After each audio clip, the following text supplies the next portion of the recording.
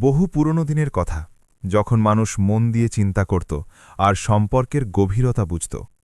পারস্য দেশের এক প্রাচীন ও বিখ্যাত শহরের প্রান্তে, যেখানে গরিবদের বস্তি শুরু হতো, সেখানেই এক জীর্ণ বাড়িতে এক বৃদ্ধ লোক বাস করতেন। মানুষ তাকে বাবা ফরিদ নামে চিনত। সময়ের ভারে বাবা ফরিদের কোমর নুয়ে গিয়েছিল, চেহারায় ছিল বলিরেখার জাল, কিন্তু তার চোখে এক অদ্ভুত চমক ও প্রশান্তি ছিল, যা দর্শকদের অবাক করে দিত। তিনি সারাক্ষণ আল্লাহর স্মরণে মশগুল থাকতেন আর নিজের সাদা দাড়িতে হাত বোলাতে বোলাতে চুপচাপ বসে থাকতেন। তার একমাত্র সাহারা ছিল তার বার্ধক্যের লাঠি, তার যুবক ছেলে আহমদ। আহমদ একজন শক্তিশালী ও পরিশ্রমী যুবক ছিল, কিন্তু তার মনে শান্তির বদলে দুনিয়ার লোভ জায়গা করে নিয়েছিল। সে খুব ভোরে শহরের বড় বাজারে যেত, ভারী বস্তা বইত, ঘামে ভিজে কাজ করত, আর সন্ধ্যায় যখন সামান্য কিছু মুদ্রা নিয়ে বাড়ি ফিরত, তখন তার চেহারায় ক্লান্তির সাথে একরাশ হতাশা থাকত। তার মনে হতো যে তার যৌবন শুধু বোঝা বইতেই কেটে যাচ্ছে, আর সে কখনো সেই জৌলুসপূর্ণ জীবন কাটাতে পারবে না যা শহরের ধনী ব্যবসায়ীরা কাটায়। একদিন সূর্য ডোবার সময় আকাশ লাল হয়ে গিয়েছিল। আহমদ বাজার থেকে কাজ শেষ করে বাড়ির দিকে ফিরছিল। ঠিক তখনই পথে সে এক বিশাল মিছিল দেখল। এটি ছিল শহরের সবচেয়ে বড় ব্যবসায়ী শেঠ মনসুরের মিছিল, যে তার লম্বা সফর থেকে ফিরেছে। মনসুরের আগে পেছনে খাদেমদের ফৌজ ছিল। তার ঘোড়ার লাগাম সোনার সুতোয় মোড়ানো ছিল, এবং সে রেশমি পোশাক পরে খুব অহংকারের সাথে বসেছিল। মানুষ তাকে দেখার জন্য পথের দুপাশে দাঁড়িয়েছিল। আহমদও সেখানে দাঁড়িয়ে পড়ল। সে দেখল মনসুরের চাকররা মানুষের মধ্যে টাকা বিলিয়ে দিচ্ছে, আর মানুষ তার জয় জয়কার করছে। আহমদের মুঠো শক্ত হয়ে গেল। সে নিজের নোংরা কাপড় দেখল, নিজের হাতের কড়া দেখল, এবং তারপর সেই জাঁকজমক দেখল। তার মনে এক আগুন জ্বলে উঠল, এমন এক আগুন যা মানুষের ধৈর্যকে পুড়িয়ে ছাই করে দেয়। সে সেখান থেকে দ্রুত পায়ে নিজের বাড়ির দিকে চলতে শুরু করল, কিন্তু আজ তার পায়ে সেই প্রতিদিনকার ক্লান্তি ছিল না, বরং রাগ আর অস্থিরতা ছিল। যখন সে বাড়ি পৌঁছল, তখন অন্ধকার হয়ে গিয়েছিল। বাড়ির ভেতরে মাটির একটা ছোট প্রদীপ জ্বলছিল, যার শিখা বাতাসে কাঁপছিল। বাবা ফরিদ তার পুরনো চারপাইতে বসে তসবি পড়ছিলেন। তিনি আওয়াজ শুনে মাথা তুললেন এবং তার দুর্বল কণ্ঠে জিজ্ঞেস করলেন, আহমদ এসে গেছ বাবা? আজ দেরি করে ফেললে? আহমদ কোনো জবাব দিল না। সে চুপচাপ এলো এবং জলের ঘটি তুলে এক নিঃশ্বাসে জল খেয়ে নিল। তারপর সে মাটিতে বসে পড়ল, হাঁটুর ওপর মাথা রেখে। বাবা ফরিদ, যিনি নিজের ছেলের নারী নক্ষত্র জানতেন, বুঝে গেলেন আজ আহমদের মন ভারী হয়ে আছে। তিনি পরম মমতায় জিজ্ঞেস করলেন, কি হয়েছে বাবা? আজ বাজারে কাজ মেলেনি, নাকি কেউ কিছু বলেছে? আহমদ মাথা তুলল। তার চোখে জল আর রাগ দুইই ছিল। সে বলল, বাবা, কাজ তো রোজই মেলে, আর সেই কাজই মেলে যা পশু পাখিরা করে, বোঝা বইবার কাজ। কিন্তু আজ আমি শেঠ মানসুরকে দেখেছি। আপনি জানেন সে কত সম্পদ নিয়ে ফিরেছে? তার কাছে সম্মান আছে, খ্যাতি আছে, টাকা আছে। আর আমরা এখানে এই ভাঙা ছাদের নিচে নিজেদের জীবন ধুকে ধুকে কাটাচ্ছি। আর কতদিন আমি এই শুকনো রুটি খাবো আর মানুষের বকা শুনব? বাবা ফরিদ এক গভীর দীর্ঘশ্বাস ফেললেন। তিনি তার কাঁপা আঙুল দিয়ে আহমদের হাত ধরলেন এবং খুব নরম সুরে বললেন, আমার বাছা, সম্পদ দিয়ে বিছানা কেনা যায়, কিন্তু ঘুম নয়। খ্যাতি অর্জন করা যায়, কিন্তু শান্তি নয়। আল্লাহ আমাদের যে রিজিক দিয়েছেন, তাতে বরকত আছে। এই দুবেলার রুটি যা আমরা শান্তিতে খাই, তা সেই রাজাদেরও কপালে জোটে না, যারা ভয়ের ছায়ায় বাঁচে। ধৈর্য ধরো, আল্লাহ ভালো করবেন। আহমদ ঝটকা দিয়ে নিজের হাত সরিয়ে নিল এবং দাঁড়িয়ে পড়ল। ধৈর্য বাবা, আমি ছোটবেলা থেকেই এটাই শুনে আসছি। ধৈর্য ধরলে পেট ভরে না। আমার সেই সম্মান চাই যা দুনিয়াদারদের চোখে আছে। আমারও রেশমি কাপড় পরতে ইচ্ছে করে, আমারও ইচ্ছে করে মানুষ আমাকে সালাম করুক। সে দ্রুত ঘরে পায়চারি করতে শুরু করল, যেমন কোনো কয়েদি খাঁচায় ছটফট করে। আমার বন্ধুরা আমায় বলেছে আগামী সপ্তাহে এক বিশাল কাফেলা ইয়েমেনের দিকে যাচ্ছে বাণিজ্যের জন্য। সেখানে সস্তায় মাল পাওয়া যায় আর এখানে এসে চড়া দামে বিক্রি হয়। যদি আমার কাছে সামান্য কিছু পুঁজি থাকত, তাহলে আমিও তাদের সাথে যেতাম আর নিজের কপাল বদলে ফেলতাম। কিন্তু আমার কাছে আছেটা কি? শুধু এই ভাঙা বাড়ি আর... সে বলতে বলতে থেমে গেল। হয়তো তার মনে হলো সে তার বাবার মনে কষ্ট দিচ্ছে। বাবা ফরিদের চোখে জল চিকচিক করে উঠল, কিন্তু তিনি কোনো অভিযোগ করলেন না। তিনি জানতেন যৌবনের রক্ত গরম থাকে আর প্রায় মানুষকে অন্ধ করে দেয়। তিনি ধীরে ধীরে বললেন, আহমদ, এই বাড়িটা ভাঙা ঠিকই, কিন্তু এটা আমাদের ছাদ। আর বাণিজ্যের কথা যদি বলো বাছা, সফরের কষ্ট আর প্রবাসের যন্ত্রণা সহ্য করা সহজ কাজ নয়। আমি এখন বুড়ো হয়েছি, আমার শ্বাস গোনা হয়ে গেছে। আমায় ছেড়ে যেও না। আমার তোমার টাকা নয়, তোমার সঙ্গ চাই। আহমাদ তার বাবার দিকে তাকালো। তার বাবার ওপর মায়া তো হল, কিন্তু তার মাথায় তখন ধনী হওয়ার ভূত সোয়ার হয়েছিল। সে ভাবল, আমি যদি আজ আবেগপ্রবণ হয়ে যাই, তবে সারা জীবন এখানেই পচে মরতে হবে। সে মন শক্ত করে নিয়ে বলল, বাবা, আপনি বুঝবেন না, এই সুযোগ বারবার আসে না। যদি আমি আজ না যাই, তবে সারা জীবন আফসোস করতে হবে। আর আমি তো চিরকালের জন্য যাচ্ছি না, কয়েক মাসের কথা মাত্র। যখন আমি ফিরব, তখন আমাদের কাছে এত টাকা থাকবে যে আমরা একটা বড় বাড়ি কিনতে পারব, আপনার জন্য ভালো হেকিমের কাছে ওষুধ আনতে পারব। আপনি কি আমার উন্নতিতে খুশি হবেন না?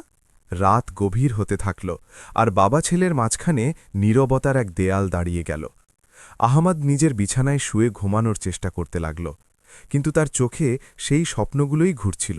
সোনার মুদ্রা, নতুন পোশাক, বড় বাড়ি। অন্যদিকে বাবা ফরিদ সারা রাত জেগে রইলেন। তিনি জানতেন তার ছেলে এখন আর থামবে না। তিনি আকাশের দিকে তাকালেন আর মনে মনে নিজের রবের কাছে প্রার্থনা করলেন, ইয়া আল্লাহ, আমার বাছার হেফাজত করো। ওর চোখে যে দুনিয়ার সম্পদের পর্দা পড়ে গেছে তা সরিয়ে দাও, আর ওকে ঠিক ও ভুলের পরিচয় দাও। সকাল হল তো চারপাশের পরিবেশে এক অদ্ভুত ভারাক্রান্ত ভাব ছিল। আহমদ তাড়াতাড়ি উঠে পড়ল। আজ সে কাজে গেল না, বরং তার কিছু পুরনো বন্ধুদের সাথে দেখা করতে গেল, যারা ওই কাফেলার সাথে যাবে। সেখানে গিয়ে সে যা শুনল তাতে তার জেদ আরও বেড়ে গেল।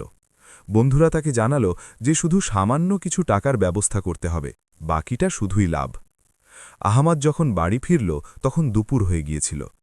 সে দেখল বাবা ফরিদ সেখানেই বসে আছেন, কিন্তু আজ তার চেহারার সেই আগের নূর একটু ম্লান লাগছিল। আহমাদ এসেই কথা শুরু করল, বাবা, আমি সিদ্ধান্ত নিয়েছি, আমি ইয়েমেন যাব, আর সফরের খরচ ও মাল কেনার জন্যে আমাকে এই বাড়ি বন্ধক রাখতে হবে। এটা শুনে বাবা ফরিদের মনে হল কেউ যেন তার কলিজায় খঞ্জর বসিয়ে দিল। এই বাড়ি তার পূর্বপুরুষদের স্মৃতি ছিল, এটাই ছিল তাদের শেষ আশ্রয়স্থল। তিনি কিছুক্ষণ স্তব্ধ হয়ে বসে রইলেন। তারপর তার কম্পিত কণ্ঠে বললেন, বাবা, এ তুমি কি বলছ? বাড়ি বন্ধক রেখে দেবে? যদি ব্যবসায় লোকসান হয়, তবে আমরা কোথায় যাব? আমার বার্ধক্যের কথা একটু ভাবো। কিন্তু আহমাদ শোনার মতো অবস্থায় ছিল না। সে জেদ ধরল, আপনি সবসময় খারাপটাই কেন ভাবেন? লোকসান কেন হবে? সবাই যদি কামাতে পারে, তবে আমিও পারব। আপনি শুধু আমায় অনুমতি দিন আর দোয়া করুন। তাছাড়া আমি শেঠ করিমের সাথে কথা বলে এসেছি, সে এই বাড়ির বদলে টাকা দিতে রাজি হয়েছে। বাবা ফরিদ বুঝে গেলেন যে বোঝানোর সময় পার হয়ে গেছে, ছেলে হাতছাড়া হয়ে গেছে। তিনি এক দীর্ঘশ্বাস ফেললেন এবং নিজের ভেজা চোখ মুছলেন। তিনি জানতেন এখন আটকানো বৃথা।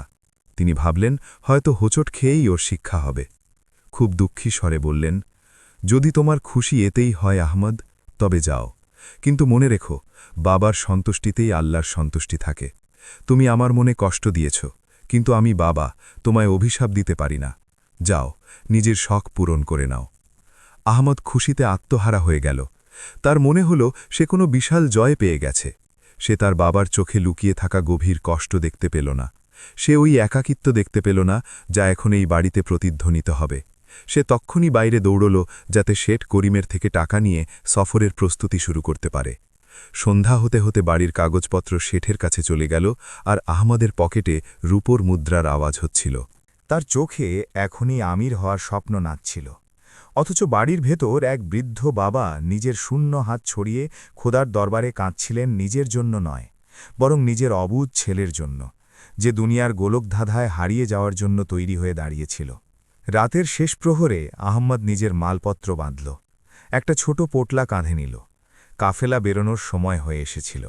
সে বাবা ফরিদের কাছে এলো, যিনি হয়তো ঘুমাননি, শুধু চোখ বুজে শুয়েছিলেন। বাবা, আমি যাচ্ছি, আহমদ বলল। তার গলায় একটু জড়তা ছিল। বাবা ফরিদ চোখ খুললেন। তিনি ওঠার চেষ্টা করলেন, কিন্তু দুর্বলতার জন্য উঠতে পারলেন না। শুয়ে শুয়েই তিনি তার কাঁপা হাত তুললেন। তার মুখ দিয়ে কথা বেরোচ্ছিল না, শুধু চোখ দিয়ে জল পড়ছিল, যা তার সাদা দাড়ি ভিজিয়ে দিচ্ছিল। আহমদ ঝুঁকে তার হাত চুম্বন করল না, শুধু দূর থেকেই খোদা হাফেজ বলে দরজার দিকে ফিরল। যেমনই সে চৌকাট পার হতে যাচ্ছিল, বাবা ফরিদের আওয়াজ এলো, দাঁড়াও বাছা। আহমদ থমকে গেল। কি, এখনও কি তিনি আটকাতে চান? সে ফিরল। বাবা ফরিদ তার বালিশের নিচ থেকে একটা পুরনো হয়ে যাওয়া তাবিজ আর কিছু জমানো মুদ্রা বের করলেন, যা হয়তো তিনি নিজের দাফন কাফনের জন্য বাঁচিয়ে রেখেছিলেন। এই নাও, প্রবাসে কাজে লাগবে। আর শোনো, নামাজ ছেড়ো না, আর কখনো কারো হক মেরো না। আমার দোয়া তোমার সাথে আছে, চাই তুমি যত দূরেই চলে যাও না কেন। আহম্মদ ওই মুদ্রা আর তাবিজ নিল, সেগুলো পকেটে ঢুকিয়ে পেছনে না তাকিয়েই অন্ধকারে দ্রুত হারিয়ে গেল, সেই সফরের দিকে যা তার জীবন বদলে দিতে চলেছিল। কিন্তু কিভাবে তা তার জানা ছিল না। আহমদ দ্রুত অন্ধকারে মিলিয়ে গিয়েছিল। এখন তার পা সেই জায়গার দিকে এগোচ্ছিল যেখানে শহরের বাইরে বিশাল ময়দানে ইয়েমেন যাওয়ার কাফেলা জমা হচ্ছিল। তার কানে এখনও তার বুড়ো বাবার সেই শেষ ডাক প্রতিধ্বনিত হচ্ছিল, কিন্তু সে তার মনের দরজায় দুনিয়ার মোহের তালা লাগিয়ে দিয়েছিল, যাতে ওই আওয়াজ তাকে পেছনে টানতে না পারে। যখন সে ময়দানে পৌঁছল তখন সেখানকার দৃশ্যই আলাদা ছিল। সব জায়গায় মশাল জ্বলছিল, যার আলোয় উন্টের লম্বা ঘাড় আর তাদের ওপর রাখা ভারী জিনিসের ছায়া অদ্ভুত সব আকৃতি তৈরি করছিল। মানুষের কোলাহল, সারেংদের আওয়াজ আর ঘণ্টার টুংটাং শব্দ এমন এক পরিবেশ তৈরি করেছিল যে আহম্মদের চোখ ছানা বড়া হয়ে গেল, কারণ সে আজ পর্যন্ত শুধু দারিদ্র্য আর নীরবতাই দেখেছিল। আর আজ সে সম্পদ অর্জনের পথের প্রথম দৃশ্য দেখছিল। সে নিজের পকেটে হাত দিয়ে ওই মুদ্রাগুলো অনুভব করল, যেগুলো বাবা ফরিদ তাকে দিয়েছিলেন। ওই মুদ্রাগুলো এখনও গরম মনে হচ্ছিল, যেন তাতে বাবার ভালোবাসার উত্তাপ রয়ে গেছে। কিন্তু আহমদ মাথা ঝাড়া দিয়ে কাফেলার দলপতির কাছে গিয়ে হাজিরা দিল, আর সফরের খরচ জমা দিল। কিছুক্ষণের মধ্যেই যখন শহরের মিনার থেকে ভোরের আজানের আওয়াজ আসতে শুরু করল, কাফেলা চলতে শুরু করল। শত শত উঁটের পায়ে ধুলো উঠতে লাগল, আর দেখতে দেখতে সেই নামকরা শহর পেছনে পড়ে গেল, যেখানে আহম্মদের বুড়ো বাবা এখন হয়তো জায়নামাজে বসে নিজের ছেলের মঙ্গলের জন্য দোয়া করছেন। শুরুর কয়েকদিন সফর বেশ আনন্দদায়ক লাগল। আহম্মদের মনে হল সে স্বাধীন হয়ে গেছে, না কোনো আটকানোর লোক আছে, না কোনো বকবার লোক। সে তার সহযাত্রী বন্ধুদের সাথে হাসি মশকরা করত। ওই ব্যবসায়ীদের কথা খুব মন দিয়ে শুনত, যারা বলতো যে ইয়েমেনের বাজারে অমুক জিনিস কত দামে বিক্রি হয়, আর সেখান থেকে আনা রেশমি কাপড় এখানে সোনা ফলায়।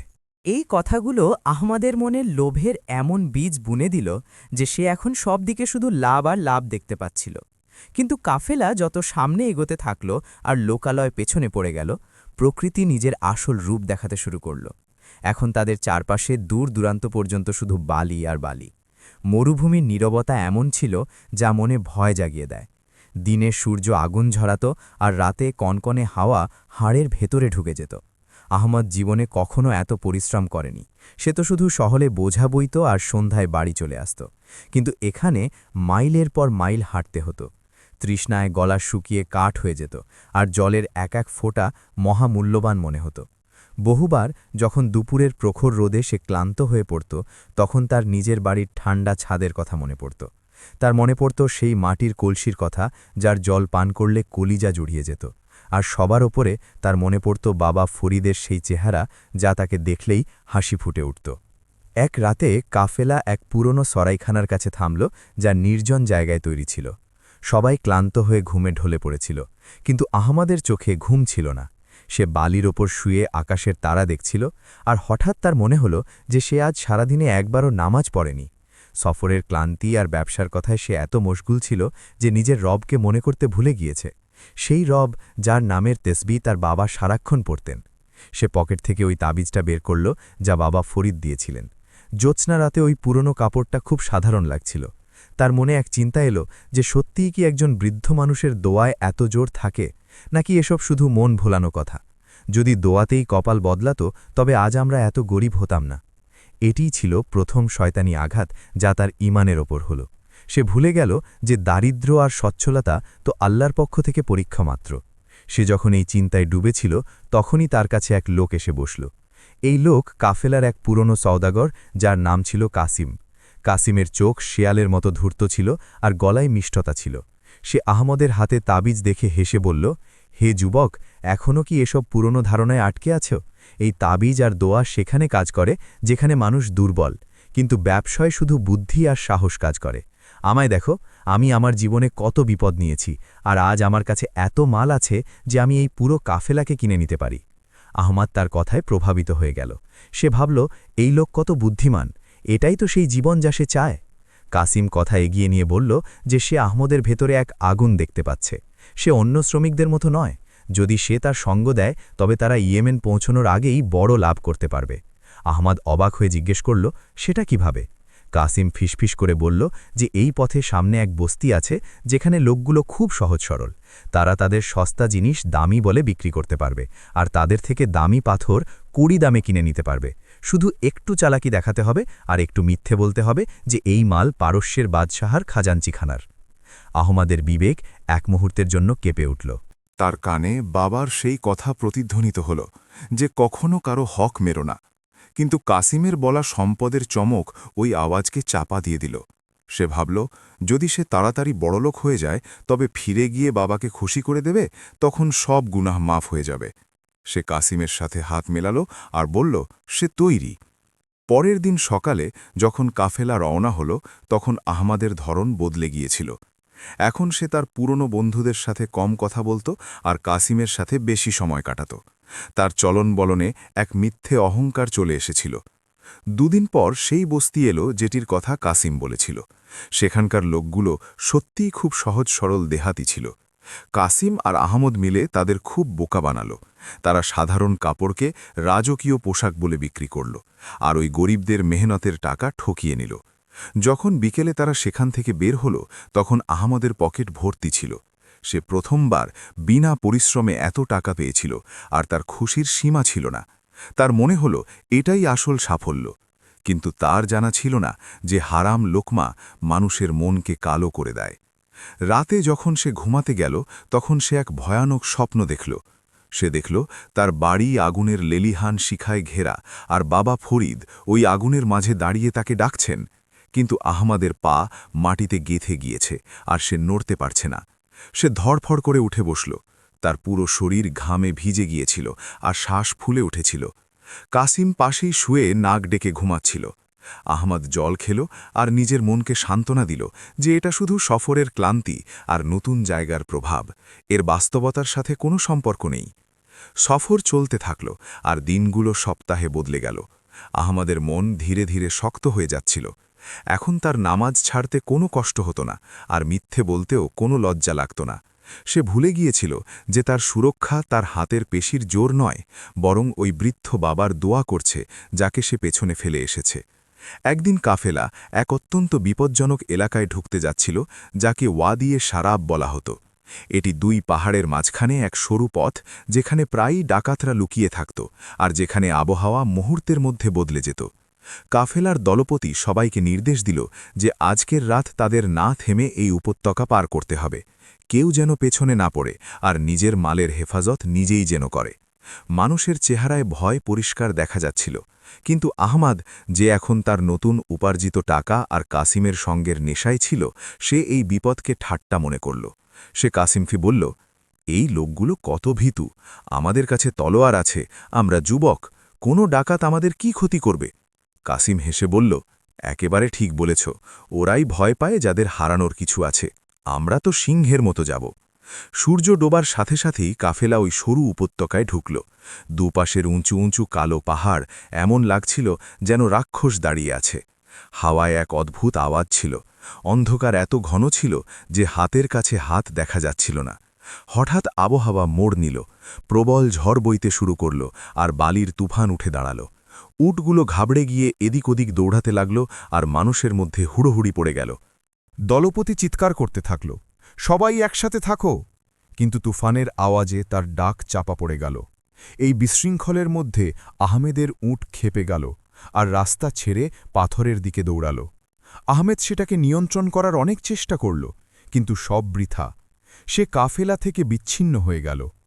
কিছুক্ষণ পর তুফান তো থেমে গেল, কিন্তু আহমেদ নিজেকে একা পেল। নিশ্ছিদ্র অন্ধকারে অচেনা জায়গায় সে ডাক দিল, কিন্তু সেখানে শুধু তার নিজের গলার আওয়াজ প্রতিধ্বনিত হয়ে ফিরে এলো। ভয়ের এক শীতল ছায়া তার মনে ছড়িয়ে পড়ল। সে পকেটে হাত দিল। টাকা তো ছিল, কিন্তু এখন ওই টাকা দিয়ে সে পথ কিনতে পারত না। ঠিক তখনই সে দূরে পাহাড়ের ওপর কিছু মশাল জ্বলতে দেখল। প্রথমে তার মনে হলো হয়তো কাফেলা ওখানে আছে। সে খুশিতে ওইদিকে দৌড়াল, কিন্তু যত সে কাছে পৌঁছল সে ঘোড়ার খুরের আওয়াজ আর কিছু ভয়ানক অট্টহাসি শুনতে পেল। তারা সওদাগর ছিল না, তারা এই উপত্যকার সেই হিংস্র ডাকাত যাদের কথা শুনে বড় বড় বীরেরা কেঁপে যেত। দুর্ভাগ্যবশত আহমেদ সোজা তাদের আড্ডার দিকেই যাচ্ছিল, অসতর্ক ও অসহায়। ওই সময় তার ধারণা ছিল না সে কি বিপদের মুখে যাচ্ছে, আর এখন তার নিজের শক্তি নয়, শুধু কোনো ঐশ্বরিক সাহায্যই তাকে বাঁচাতে পারত। কিন্তু কি সেই সাহায্য আসবে, যেখানে সে তার বাবার উপদেশ ভুলে গিয়েছিল? আহমেদ অন্ধকারে ঘুরে বেড়াতে বেড়াতে ওই মশালগুলোর দিকে এগিয়েছিল, এই আশায় যে তারা তার কাফেলার লোক হবে। কিন্তু ভাগ্যের যা মঞ্জুর ছিল, সে নিজের পায়ে হেঁটে বিপদের গহ্বরে গিয়ে পড়ল। যেমনই সে ওই আলোগুলোর কাছে পৌঁছল, হঠাৎ চারপাশ থেকে ভয়ানক অট্টহাসির আওয়াজ প্রতিধ্বনিত হল। সে ঘাবড়ে গিয়ে এদিক সেদিক তাকালে দেখল সে সওদাগরদের মাঝে নয়, বরং হিংস্র ডাকাতদের ঘেরাওয়ের মধ্যে আছে। তাদের চেহারা ধোঁয়া আর ধুলোয় মাখা ছিল, চোখে আতঙ্ক ছিল, আর হাতে খোলা তলোয়ার চিকচিক করছিল। আহমেদের পায়ের তলা থেকে মাটি সরে গেল। সে ফিরে পালানোর চেষ্টা করল, কিন্তু এক শক্তিশালী হাত তার ঘাড় চেপে ধরল এবং তাকে মাটিতে আছড়ে ফেলল। এটি ছিল ওই ডাকাতদের সর্দার, যার নাম জব্বার, এমন এক লোক যার মনে দয়া বলে কিছু ছিল না। আহমেদ, যে এতক্ষণ পর্যন্ত নিজের উপার্জিত সম্পদের নেশায় ছিল, চিৎকার করে বলল, আমায় মেরো না, আমার কাছে অনেক টাকা আছে, রূপোর মুদ্রা আছে, সব নিয়ে নাও, কিন্তু আমায় যেতে দাও। জব্বার এক জোরে অট্টহাসি দিল এবং ঝুঁকে আহমেদের পকেট থেকে ওই থলি বের করে নিল, যাতে সেই হারামের লাভ আর বাবার দেওয়া হালাল মুদ্রা সব মিশেছিল। জব্বার থলিটা হাওয়ায় উড়িয়ে বলল, হে নির্বোধ মুসাফির, তোর এই মাল তো এখন এমনিতেই আমাদের। এখানে দিয়ে সারাবে জীবনের দাম এই মুদ্রা দিয়ে বিচার করা হয় না। এখানে সেই বাঁচে যাকে মৃত্যু ভুলে যায়। কথা বলে সে তার লোকেদের ইশারা করল। তারা আহমেদকে দড়ি দিয়ে বেঁধে ফেলল এবং হিঁচড়ে পাহাড়ের নিচে তৈরি এক গভীর ও অন্ধকার গুহার দিকে নিয়ে গেল। যখন আহমেদকে ওই গুহার ভেতর ধাক্কা দিয়ে ফেলে দেওয়া হলো, তখন তার এমন মনে হলো যেন কেউ তাকে জ্যান্ত কবরে নামিয়ে দিল। সেখানে ঘুটঘুটে অন্ধকার ছিল, দুর্গন্ধ ছিল, আর ভিজে মাটির শীতলতা। সে উপুড় হয়ে পড়ে কাঁদতে থাকল। এই নিস্তব্ধতায় তার সেই গল্প মনে পড়তে লাগল, যা ছোটবেলায় বাবা ফরিদ তাকে শোনাতেন। হজরত ইউসুফ আলাইহিসসালামের গল্প, যখন তার ভাইয়েরা তাকে অন্ধকার কুঁয়ে ফেলে দিয়েছিল। তফাৎ শুধু এতটুকুই ছিল যে হজরত ইউসুফ নিষ্পাপ ছিলেন আর তার ভরসা আল্লাহর ওপর ছিল, কিন্তু আহমদ গুনাহগার ছিল আর তার ভরসা ভেঙে গিয়েছিল। সে চিৎকার করতে থাকল, কেউ আছে, আমায় সাহায্য করো। কিন্তু সেখানে তার নিজের প্রতিধ্বনি ছাড়া আর কিছু ছিল না। ওই সময় সে উপলব্ধি করল যে দুনিয়ার সম্পদ, মিথ্যে জাঁকজমক আর কাসেমের মতো ধূর্ত বন্ধু সব বাইরে থেকে গেল। এখানে ভেতরে শুধু সে ছিল আর তার আমল। রাত গভীর হতে থাকল। আহমদ খিরে আর তৃষ্ণায় কাতর হয়ে এক কোণে কুঁকড়ে বসে রইল। তখনই অন্ধকারে সে কারো কাশির শব্দ শুনতে পেল। সে চমকে উঠল, কে ওখানে? আহমদ ভয়ার্ত কণ্ঠে জিজ্ঞেস করল। এক দুর্বল ও বৃদ্ধ মানুষের কণ্ঠস্বর এলো, ভয় পেও না বাবা, আমিও তোমার মতো ভাগ্যের শিকার। আহমদ ভালো করে তাকিয়ে দেখল, কিছুটা দূরে এক বৃদ্ধ লোক শিকলে বাঁধা অবস্থায় বসে আছেন। তার চুল উস্কো খুস্কো ছিল, কিন্তু কথায় এক অদ্ভুত শান্তি ছিল। ওই বৃদ্ধ বললেন, আমি তোমার চিৎকার শুনেছি, তুমি ওই জালেমদের সম্পদের দোহাই দিচ্ছিলে। বাছা, এই জায়গাটা আমলের বাজার, এখানে মুদ্রা চলে না। যখন মানুষ সব দিক থেকে ঘেরাও হয়ে যায়, যখন পৃথিবী ছোট হয়ে আসে, তখন শুধু সেই দরজাই খোলে যা কখনো বন্ধ হয় না। আহমদের মন ভরে এলো। তার মনে হলো এই কথাগুলো যেন তার বাবার মুখ দিয়ে বেরোচ্ছে। সে ফুপিয়ে কেঁদে উঠে বলল, কিন্তু আমি তো ওই দরজা বন্ধ করে দিয়েছি বাবা। আমি আমার বাবার মন কষ্ট দিয়েছি, মিথ্যে বলেছি, মানুষের হক মেরেছি। এখন আমার ডাক কিভাবে শোনা হবে? ওই বৃদ্ধ এক গভীর দীর্ঘশ্বাস ফেললেন এবং বললেন, আল্লাহর রহমত থেকে নিরাশ হও না। মনে করো মাছের পেটে হজরত ইউনুস আলাইহিসসালাম কি বলে ডেকেছিলেন? অন্ধকারেও যদি মন থেকে ডাকো, তবে তিনি শুনে নেন। কিন্তু শর্ত এই যে ডাক মন থেকে আসতে হবে, শুধু মুখ থেকে নয়। এটা শুনে আহমদের বিবেক জেগে উঠল। সে যে গত কয়েক সপ্তাহ ধরে গাফিলতির ঘুমে ঘুমিয়েছিল, আজ বিপদের ধাক্কা তাকে জাগিয়ে দিল। সে সেখানেই সেজদায় লুটিয়ে পড়ল। সে নাক ঘষল আর প্রথমবারের মতো, হ্যাঁ, সফর শুরু হওয়ার পর প্রথমবারের মতো সে খাঁটি মনে তওবা করল। ইয়া আল্লাহ, আমি পথভ্রষ্ট হয়ে গিয়েছিলাম, আমাকে সম্পদের চমক অন্ধ করে দিয়েছিল। আমার বুড়ো বাবার সম্মান রক্ষা করো। ওদিকে 1000 মাইল দূরে পারস্যের সেই ভাঙা বাড়িতে বাবা ফরিদের চোখ হঠাৎ খুলে গেল। রাতের শেষ প্রহর ছিল। তার মনে এক অদ্ভুত অস্থিরতা হতে লাগল, যেন কেউ কলিজা মুঠো করে ধরেছে। বাবার মনও এক অদ্ভুত রিসিভার হয়। সন্তানের উপর আসা বিপদের খবর সে বাতাসের আগে পেয়ে যায়। তিনি কাঁপতে কাঁপতে উঠলেন, অজু করলেন, আর জায়নামাজে বসলেন। তিনি হাত তুললেন। তার হাত এখন আগের চেয়ে অনেক দুর্বল হয়ে গিয়েছিল, কিন্তু তার দোয়ায় পাহাড় নাড়িয়ে দেওয়ার শক্তি ছিল। তিনি কেঁদে ফেললেন, আমার মালিক, আমার আহমদ কোথায় আছে, কোন অবস্থায় আছে আমি জানি না, কিন্তু তুমি তো আলিম আর খাবির। সে অবুঝ, গুনাহগার, কিন্তু সে তো তোমার বান্দা আর আমার ছেলে। যদি সে কোনো ভুল করে থাকে, তবে আমার এই সাদা দানির খাতিরে তাকে ক্ষমা করে দাও। তাকে ওই অন্ধকার থেকে বের করে আনো আমার রব, তাকে বাঁচাও। তার চোখ থেকে পড়া জল জায়নামাজে মুক্তোর মতো ছড়িয়ে পড়ছিল। মানুষ বলে যে তীর ধনুক থেকে বেরিয়ে লক্ষ্যভেদ করতে সময় নেয়, কিন্তু বাবার দোয়া অরস পর্যন্ত পৌঁছাতে এক মুহূর্তও সময় নেয় না। সকাল হল। সূর্যের প্রথম কিরণের সাথে গুহার দরজা খুলল। জব্বারের লোক ভেতরে এলো এবং তারা আহম্মদ আর ওই বৃদ্ধ কয়েদিকে হিঁচড়ে বাইরে বের করল। বাইরের দৃশ্য ছিল ভয়ানক। ডাকাতদের দল জমা হয়েছিল, আর তারা নিজেদের মধ্যে কথা বলছিল যে এই কয়েদিদের কি করা যায়। কেউ বলল এদের মেরে খাদে ফেলে দাও, আবার কেউ বলল না, শহরে নিয়ে গিয়ে গুলাম বানিয়ে বিক্রি করে দেব। আহম্মদের মুখ ফ্যাকাশে হয়ে গিয়েছিল। সে নিজের মৃত্যুকে সামনে দেখতে পাচ্ছিল। জব্বার নিজের তলোয়ার পরিষ্কার করতে করতে তাদের কাছে এলো। সে আহম্মদকে ভালো করে দেখল আর বিদ্রুপ করে হাসল। কি সওদাগর, এখন কোথায় গেল তোর ওই দেমাক? আজ তোর কোনো সাথী তোকে বাঁচাতে আসবে না। আহম্মদ নজর নিচু করল আর ধীরে ধীরে বলল, আমার সাথী তিনিই, যিনি চোখে দেখা যান না, কিন্তু সব কিছু দেখছেন। জব্বার অট্ট হাসি দিল। আচ্ছা, তো ডাক তোর ওই সাথীকে, দেখি সে আমার তলোয়ার কিভাবে আটকায়। এ কথা বলে সে তার তলোয়ার হাওয়ায় তুলল, যাতে আহম্মদের মাথা শরীর থেকে আলাদা করতে পারে। আহম্মদ চোখ বন্ধ করে নিল আর নিজের বাবার চেহারা মনে আনল, এবং মুখে কালিমা জারি হয়ে গেল। ঠিক ওই মুহূর্তে জব্বারের নজর আহম্মদের ছেঁড়া কুর্তার পকেট থেকে ঝুলে থাকা এক পুরনো ময়লা সুতোর ওপর পড়ল। এটি সেই তাবিজ ছিল যা বাবা ফরিদ দিয়েছিলেন, যা গতরাতের টানাটানিতে বাইরে বেরিয়ে এসেছিল। জব্বারের হাত হঠাৎ হাওয়ায় থেমে গেল।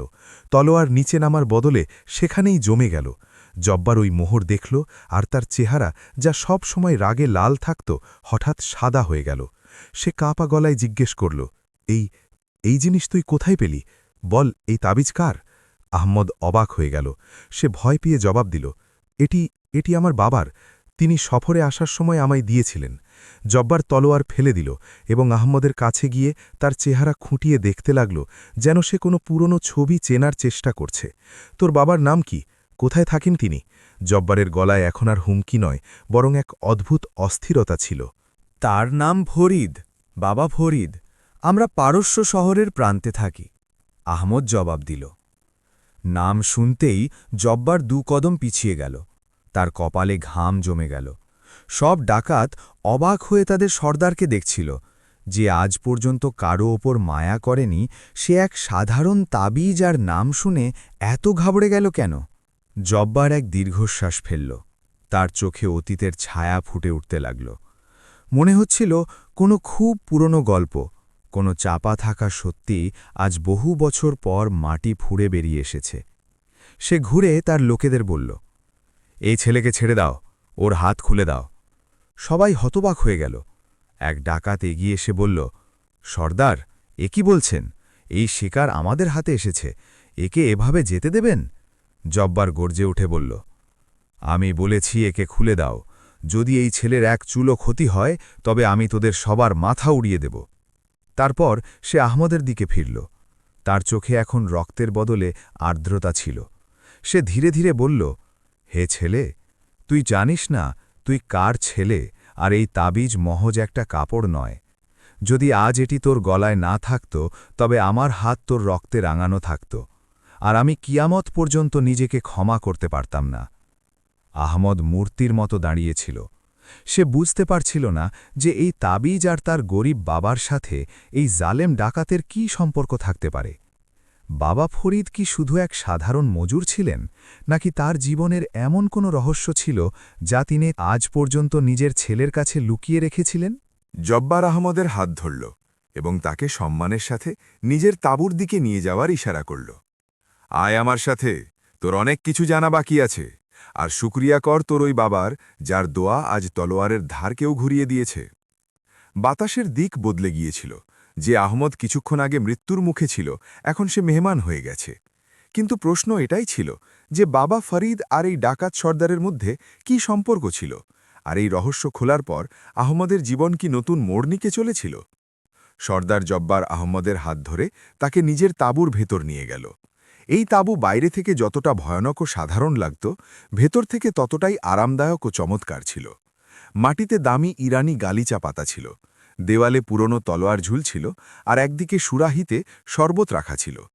জব্বার আহমদকে সম্মানের সাথে আসনে বসালো আর নিজে তার সামনে আদব নিয়ে বসে পড়ল। সেই জব্বার, যার নামে পুরো মরুভূমি থরথর করে কাঁপত, আজ এক সাধারণ ছেলের সামনে এমনভাবে বসেছিল যেন কোনো অপরাধী আদালতে পেশ হয়েছে। সে তার চাকরকে ইশারা করল যে ফোরফোরে এসে আহমদের হাত ধুইয়ে দিল এবং পান করার জন্য ঠান্ডা শরবত দিল। আহমাদ এখনও ঘোরের মধ্যে ছিল। সে বুঝতে পারছিল না এটা স্বপ্ন না বাস্তবতা। কোথায় সেই মৃত্যুর তলোয়ার, আর কোথায় এই হঠাৎ আসা মেহমানদারি?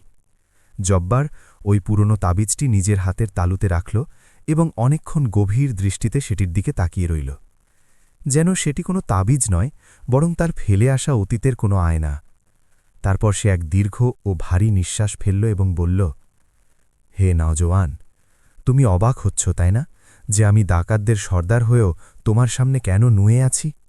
তুমি ভাবছ তোমার গরিব আর দুর্বল বাবা যে সারাদিন বোঝা বয়, তার সাথে এই মরুভূমির বাদশার কি সম্পর্ক? আহমদ নিঃশব্দে হ্যাঁ সূচক মাথা নাড়ল। জব্বারের চোখে জল চিকচিক করতে লাগল। সে বলল, যাকে তুমি বাবা ফরিদ বলো এবং যাকে দুনিয়া এক সামান্য মজুর মনে করে, তিনি একসময় এই পুরো খুরাসান আর পারস্যের সবচেয়ে বড় ব্যবসায়ী ছিলেন। তার নাম ছিল ফরিদউদ্দিন, আর মানুষ তাকে দানশীলতার বাদশা বলত। আহমদের পায়ের তলা থেকে মাটি সরে গেল। কি, আমার বাবা এত বড় ব্যবসায়ী ছিলেন? সে হতভম্ব হয়ে গেল। জব্বার কথা চালিয়ে গেল, হ্যাঁ, আজ থেকে ৩০ বছর আগে আমি কোনো সর্দার ছিলাম না, বরং একজন পলাতক গোলাম ছিলাম। আমি চুরি করেছিলাম, আর রাজকীয় সৈন্যরা আমার রক্তের তিয়াসী ছিল। আমি জখম অবস্থায় খিদে আর তৃষ্ণায় ছটফট করতে করতে শহরের মোড়ে পড়েছিলাম। মানুষ আমায় লাথি মেরে চলে যাচ্ছিল, কেউ আমায় একটু জল পর্যন্ত দেয়নি। তখন সেখান দিয়ে এক সাওয়ারি যাচ্ছিল। সেটি ছিল তোমার বাবা ফরিদ সাহেবের সাওয়ারি। তিনি আমায় দেখেছিলেন। জব্বারের গলা ধরে এলো। আমি তাকে জিজ্ঞেস করেছিলাম, হে রাইসে আজম, আমি একজন চোর, মানুষ আমায় মারার জন্যে খুঁজছে, আপনি কেন আমায় বাঁচালেন? তখন তিনি যে জবাব দিয়েছিলেন তা আজও আমার কানে বাজে। তিনি বলেছিলেন, জব্বার, মানুষ গুনাহগার হতে পারে, কিন্তু সে আল্লাহর সৃষ্টি। আমি যদি তোমায় মরতে দিতাম, তবে কিয়ামতের দিন নিজের রবকে কি মুখ দেখাতাম? হয়তো আমার সেবায় তোমার মন বদলে যাবে। তিনি শুধু আমার চিকিৎসাই করেননি, বরং আমায় লুকিয়ে রেখেছিলেন, এবং আমি যখন সুস্থ হলাম তখন এই তাবিজটা দিলেন আর অনেক টাকা দিয়ে বললেন, যাও, কোনো নতুন আর সম্মানের কাজ শুরু করো, আর কখনো কারো হক মেরো না। আহমদ স্তব্ধ হয়ে শুনছিল। তার চোখের সামনে নিজের বুড়ো বাবার চেহারা ভেসে এলো, সেই চেহারা যাকে সে সবসময় দারিদ্র্য আর অসহায়ত্বের প্রতিচ্ছবি মনে করে এসেছে। জব্বার রাগে মুঠো শক্ত করে বলল, কিন্তু আমি হতভাগা। আমি তার টাকা দিয়ে ব্যবসা করিনি, বরং অস্ত্র কিনেছি আর অপরাধের জগতে চলে এসেছি। কিন্তু তোমার বাবার সাথে কি হয়েছিল তা কি তুমি জানো? সেই দিনগুলোতে শহরে এক ভয়াবহ দুর্ভিক্ষ পড়েছিল। মানুষের কাছে খাওয়ার দানা ছিল না। অন্য ব্যবসায়ীরা গম আর শস্য গুদামে লুকিয়ে রেখেছিল যাতে চড়া দামে বিক্রি করতে পারে। কিন্তু ফরিদ সাহেব, তিনি নিজের সব গুদাম খুলে দিয়েছিলেন, একদম বিনামূল্যে। তিনি নিজের সব সম্পদ, সোনা দানা সব কিছু গরিবদের মাঝে বিলিয়ে দিয়েছিলেন। এমনকি তার নিজের বিশাল বাড়িটাও বিক্রি হয়ে গিয়েছিল যাতে ক্ষুধার্ত মানুষের পেট ভরে। মানুষ তাকে পাগল বলত। জব্বার হাসল, এমন এক হাসি যাতে যন্ত্রণা ছিল। দুনিয়া বলতো তিনি বরবাদ হয়ে গেছেন, কিন্তু তিনি বলতেন যে আমি আমার ব্যবসা আল্লাহর সাথে করেছি, আর তাতে লোকসান হয় না। তিনি আমির থেকে গরিব হয়ে গেলেন, প্রাসাদ থেকে ঝুপড়িতে চলে এলেন, কিন্তু তিনি কারও কাছে হাত পাতেননি আর কোনো হারাম মুনাফায় হাত দেননি। আর তুমি সেই মহান বাবার ছেলে হয়ে সম্পদের লোভে এখানে চলে এলে? তোমার লজ্জা হল না নিজের সেই বাবাকে ছেড়ে আসতে, যিনি এই জামানার আসল বাদশাহ? আহমদের মাথা লজ্জায় নুয়ে গেল। তার চোখ থেকে টপো করে জল পড়তে লাগল। আজ সে বুঝতে পারল যে দারিদ্র্যকে সে ঘৃণা করত, তা আসলে তার বাবার দেওয়া কুরবানি ছিল। সে যে জৌলুসের পেছনে ছুটছিল, তার বাবা সেই জৌলুস মানুষের প্রাণ বাঁচানোর জন্য হেলায় ত্যাগ করেছিলেন। সে ফুপিয়ে কাঁদতে লাগল। আমায় মাফ করে দিন, আমি আমার বাবাকে চিনতে পারিনি, আমি অন্ধ ছিলাম। জব্বার এগিয়ে গিয়ে তার কাঁধে হাত রাখল। কাঁদা ভালো, এতে মনের ময়লা ধুয়ে যায়। কিন্তু এবার শোনো আরও এক তেতো সত্যি, যা তোমার জানা দরকার। জব্বারের গলা হঠাৎ শক্ত হয়ে গেল। সে তার এক লোককে ডাক দিল, ওই অন্য কয়েদিটাকে পেশ কর। তাঁবুর পর্দা সরে গেল, আর 2 ডাকাত এক লোককে হিঁচড়ে ভেতরে নিয়ে এলো। ওই লোক ধুলোয় মাখা ছিল, জামাকাপড় ছেঁড়া, আর মুখে আতঙ্ক ছিল। আহমাদ তাকে দেখামাত্রই চমকে উঠল। কাসেম? আমাদের গলায় বিস্ময় আর রাগ দুটোই ছিল। এটি সেই কাসেম, আমাদের সেই বন্ধু, যে তাকে আমির হওয়ার স্বপ্ন দেখিয়েছিল। জব্বার কাসিমকে লাথি মেরে মাটিতে ফেলে দিল এবং আহমদকে বলল, তোর মনে হয়েছিল যে তুই তুফানে পথ হারিয়ে এখানে পৌঁছেছিস? না আমার বন্ধু, এই তোর সাথী, এই সাপ, আগেই তার লোক পাঠিয়ে আমাদের খবর দিয়ে দিয়েছিল। এর পরিকল্পনা ছিল যে তোকে ওয়াদিয়ে সারাবে নিয়ে আসবে, যেখানে আমরা হামলা করব। ঠিক হয়েছিল যে আমরা তোকে মেরে ফেলব আর তোর সব মাল লুটে নেব, আর বদলে এই কাসিম ভাগ পাবে, আর ফিরে গিয়ে তোর বাবাকে বলবে যে আহমদ তুফানে হারিয়ে গিয়েছে। আহমদ পাথর হয়ে গেল। যে মানুষের ওপর সে নিজের বাবার চেয়েও বেশি ভরসা করেছিল, যার কথায় সে নামাজ ছেড়েছে, মিথ্যে বলেছে আর ধোঁকা দিয়েছে, সেই লোকই তার মৃত্যুর সওদা করেছিল। কাসিম কান্নাকাটি করতে লাগল। আহমদ ভাই, আমায় মাফ করে দাও, আমি শয়তানের প্ররোচনায় পড়ে গিয়েছিলাম। টাকা মানুষকে অন্ধ করে দেয়। আহমদ দাঁড়িয়ে পড়ল। তার ভেতরের রাগ ফুটছিল। সে চাইলে কাসিমের গলা টিপে ধরতে পারত, কিন্তু তখনই তার বাবা ফরিদের কথা মনে পড়ল। ধৈর্য ধরো, আল্লাহ ভালো করবেন। আর এইমাত্র জব্বার বলেছিল কিভাবে তার বাবা একজন চোরকে ক্ষমা করেছিলেন। আহমদ নিজের মুঠো খুলে দিল। সে জব্বারের দিকে তাকিয়ে বলল, একে মারবেন না, একে যেতে দিন। এর শাস্তি এর বিবেক, আর আমার বদলা আল্লাহ নেবেন। আমি আমার বাবার ছেলে, আমি হাত নোংরা করব না। জব্বার অবাক হয়ে আহমদকে দেখল এবং তারপর জোরে বলল, সুবহান আল্লাহ। এখন মনে হচ্ছে তুই সত্যিই ফরিদ সাহেবের রক্ত। রক্ত নিজের পরিচয় দিয়েই দেয়। জব্বার কাসিমকে ধাক্কা দিল। পালা এখান থেকে, অধম, এর আগে যে আমার মত বদলে যায়। আর খবরদার, যদি কখনো পারস্যের দিকে মুখ করেছিস। কাসিম নিজের প্রাণ বাঁচাতে সেখান থেকে এমনভাবে পালালো যেন পেছনে শিকারী কুকুর লেগেছে। রাত অনেক হয়েছিল। জব্বার আহমদের সামনে সোনা আর রূপোয় ভর্তি এক থলি রেখে দিল। এটি সেই টাকা যা ডাকাতরা আহমদের থেকে কেড়ে নিয়েছিল, এবং তার সাথে অতিরিক্ত সম্পদও। এই নে, জব্বার বলল, এটি তোর মাল, আর এটি আমার পক্ষ থেকে তোর বাবার সেবায় নজরানা। তুই কি এখনও ইয়েমেন যেতে চাস ব্যবসার জন্য? আহমদ ওই সম্পদের দিকে তাকালো।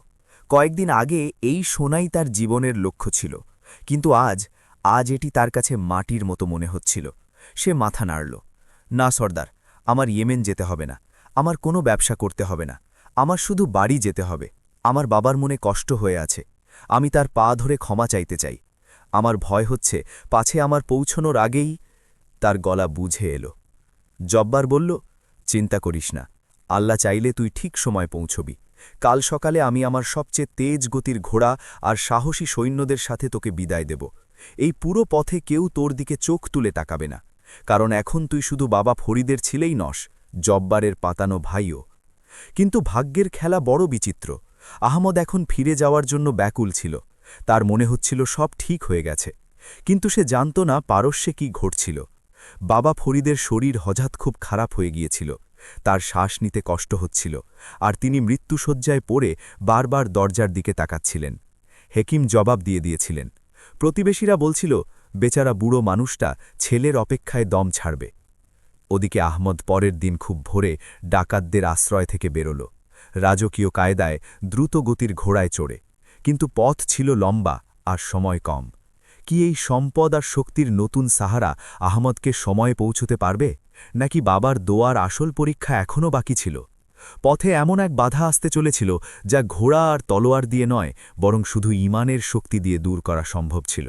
সূর্যের প্রথম কিরণের সাথেই আহমদ আর জব্বারের পাঠানো রক্ষীরা ঘোড়ায় চড়ে বাতাসের সাথে কথা বলছিল। পথ সেটিই ছিল যা কয়েক মাস আগে আহমদ লোভ আর আশা নিয়ে পার করেছিল, কিন্তু আজ দৃশ্য বদলে গিয়েছিল। আজ তার পকেটে সোনার মুদ্রা ঝনঝন করছিল, কিন্তু তার মন খালি ছিল। প্রতিটা মুহূর্ত তার কাছে এক এক বছরের মতো মনে হচ্ছিল। ঘোড়ার খুরের আওয়াজ মরুভূমির নিস্তব্ধতাকে চিরে দিচ্ছিল, কিন্তু আহমদের কানে শুধু একটাই আওয়াজ প্রতিধ্বনিত হচ্ছিল, সেই কাশি, সেই কাঁপা কণ্ঠ যা সে শেষবার শুনেছিল, দাঁড়ারও বাছা। সে নিজের ঘোড়াকে আরও জোরে ছোটাল, এত জোরে যে হাওয়া তার মুখ কেটে দিয়ে যাচ্ছিল। সে জানত যে পারস্য এখনও কয়েক দিনের দূরত্বে, আর তার মন সাক্ষ্য দিচ্ছিল যে বাবা ফরিদের কাছে সময় খুব কম আছে। ওদিকে পারস্যের সেই গরিবখানায় দৃশ্য ছিল শোকাতুর। বাবা ফরিদ এখন আর বিছানা থেকে ওঠার ক্ষমতা রাখতেন না। তার শরীর হাড়ের জঙ্কাল হয়ে গিয়েছিল, চেহারা ফ্যাকাশে হয়ে গিয়েছিল, কিন্তু চোখ এখনও দরজায় আটকে ছিল। প্রতিবেশী আর মহল্লার মানুষ, যাদের একসময় বাবা ফরিদ নিজের হাতে খাইয়েছিলেন, আজ তারা তার মাথার পাশে বসেছিল। শহরের সবচেয়ে পুরনো হেকিম তার নাড়ি টিপে হতাশ হয়ে মাথা নেড়েছিলেন। হেকিম ধীরে ধীরে লোকেদের বললেন, ওষুধের সময় পার হয়ে গেছে, এখন শুধু দোয়া কাজে আসতে পারে। তার আত্মা হয়তো শুধু নিজের ছেলের দেখার জন্যেই আটকে আছে। এক প্রতিবেশী কাঁদতে কাঁদতে বলল, হায়, আহমদ যদি সময়ে আসত, নতুবা এই বুড়ো চোখ দুটো খোলাই রয়ে যাবে। বাবা ফরিদ ঠোঁট নাড়ালেন। আওয়াজ তো বেরোল না, কিন্তু ঠোঁটের নড়াচড়া দেখে পরিষ্কার মনে হচ্ছিল তিনি এখনও বলছেন, আমার আহমদ আসবে, আমার ছেলে নিশ্চয়ই আসবে। এদিকে পথে এক নতুন বিপদ আহমদের রাস্তা আটকে দাঁড়িয়েছিল।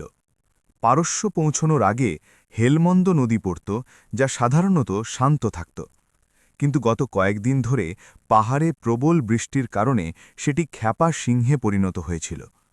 যখন আহমদ আর তার সাথীরা নদীর তীরে পৌঁছল, তখন সেখানকার দৃশ্য দেখে সবার হুঁশ উড়ে গেল। জলের স্রোত এত তেজ ছিল যে বড় বড় গাছ খড়কুটোর মতো ভেসে যাচ্ছিল। সেই ব্রিজ, যা শহরে যাওয়ার একমাত্র মাধ্যম ছিল, নদীর রোষানলে পড়ে জলসাৎ হয়ে গিয়েছিল। তীরে অনেক মুসাফির আর ব্যবসায়ী জমা হয়েছিল, যারা অসহায়ভাবে জল দেখছিল। কারো সাহস হচ্ছিল না যে এই মরণ সমুদ্রে পা রাখে। জব্বারের এক সৈন্য এগিয়ে এলো এবং ভয়ার্থ কণ্ঠে বলল, ছোট সর্দার, আগে যাওয়া অসম্ভব, নদীতে তুফান উঠেছে। আমরা যদি ঘোড়া জলে নামাই তবে আমরা সবাই ভেসে যাব। আমাদের জল নামার অপেক্ষা করতে হবে। আহমদ পাগলের মতো চিৎকার করে উঠল, অপেক্ষা! আমার কাছে সময় নেই। আমার বাবা মরছেন, আমি এখানে তীরে বসে তাকে হারাতে পারি না। সৈন্যটি বোঝাল, কিন্তু হুজুর, জান থাকলে তবেই দুনিয়া, এমন জলে নামা মানে আত্মহত্যা। আহমদ ঘোড়া থেকে নেমে পড়ল আর নদীর তীরে এসে দাঁড়াল। ঢেউগুলো গর্জন করছিল, যেন তাকে চ্যালেঞ্জ জানাচ্ছে। সে আকাশের দিকে তাকাল এবং বেহিসেবি কাঁদতে লাগল, ইয়া আল্লাহ, তুমি আমায় ডাকাতদের থেকে বাঁচালে, আমায় সঠিক পথ দেখালে। এখন যখন আমি আমার গন্তব্যের এত কাছে, তখন এই দেয়াল কেন? কি আমার তওবা কবুল হয়নি? কি আমি আমার বাবার শেষ দেখা পাব না? সে সেখানেই বালির ওপর সেজদায় লুটিয়ে পড়ল। আজ তার কাছে জব্বারের দেওয়া সম্পদ ছিল, শক্তিশালী ঘোড়া ছিল, কিন্তু এই সব বেকার ছিল। আজ সে উপলব্ধি করল যে মানুষ যতই শক্তিশালী হোক না কেন, প্রকৃতির কাছে অসহায়। সে সেজদায় ফুঁপিয়ে বলতে লাগল, বাবা, আপনার দোয়া সব সময় আমায় বাঁচিয়েছে, আজও আমায় বাঁচিয়ে নিন। আমার জন্য নয়, আপনার ভালোবাসার খাতিরে পথ করে দিন। সে যখন সেজদাতেই ছিল, তখন তার কাঁধে কারো হাতের স্পর্শ অনুভব করল। সে মাথা তুললে দেখল এক বৃদ্ধ ও দুর্বল মাঝিকে, যে দাঁড়িয়ে আছে, যার নৌকা পুরনো আর জরাজীর্ণ ছিল। মাঝির চেহারায় বলিরেখা ছিল আর চোখে এক অদ্ভুত গভীরতা। মাঝি বলল, যুবক, আমি তোর ডাক শুনেছি, মনে হয় তোর কষ্ট অনেক গভীর। আহমাদ তার হাত ধরে ফেলল। বাবা, আমায় ওই পারে যেতে হবে, আমার বাবা শেষ নিঃশ্বাস নিচ্ছেন, আমি আপনাকে মুখ চাওয়া পুরস্কার দেব, এই সোনার থলি নিয়ে নিন, শুধু আমায় পার করে দিন। মাঝি সোনার থলির দিকে তাকালো এবং তারপর না সূচক মাথা নাড়ল। বাছা, এই সোনা নদীর ঢেউকে শান্ত করতে পারবে না। এই তুফানি জলে নৌকা নামানো মানে মৃত্যুকে নিমন্ত্রণ জানানো। কোনো বুদ্ধিমান মাঝি এই ঝুঁকি নেবে না। আহমদ হতাশ হয়ে মাটিতে বসে পড়তে যাচ্ছিল যে মাঝি কথা বাড়িয়ে বলল, কিন্তু আমি শুনলাম তুই বলছিলি যে তোর বাবার দোয়া তোর সাথে আছে। আহমদ ভেজা চোখে বলল, হ্যাঁ, ওটাই আমার শেষ সাহালা। মাঝি এক দীর্ঘশ্বাস ফেলল এবং নৌকার দিকে তাকাল। তবে এসে বস, যে সন্তানের মাথায় বাবার দোয়ার ছায়া থাকে তাকে ডোবানো নদীর সাধ্য নয়। আমি টাকার জন্য নয়, সেই বাবার ভালোবাসার খাতিরে তোকে নিয়ে যাব। যদি ডুবি তো একসাথে ডুবব, আর যদি পৌঁছাই তো তোর ভাগ্য।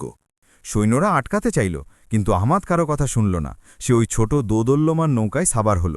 মাঝি বিসমিল্লা পড়ে বৈঠা চালাল। নৌকা যেমনই নদীর মাঝখানে পৌঁছাল, ঢেউগুলো তাকে খেলনার মতো আছাড় মারতে শুরু করল। জল নৌকার ভেতর আসতে লাগল।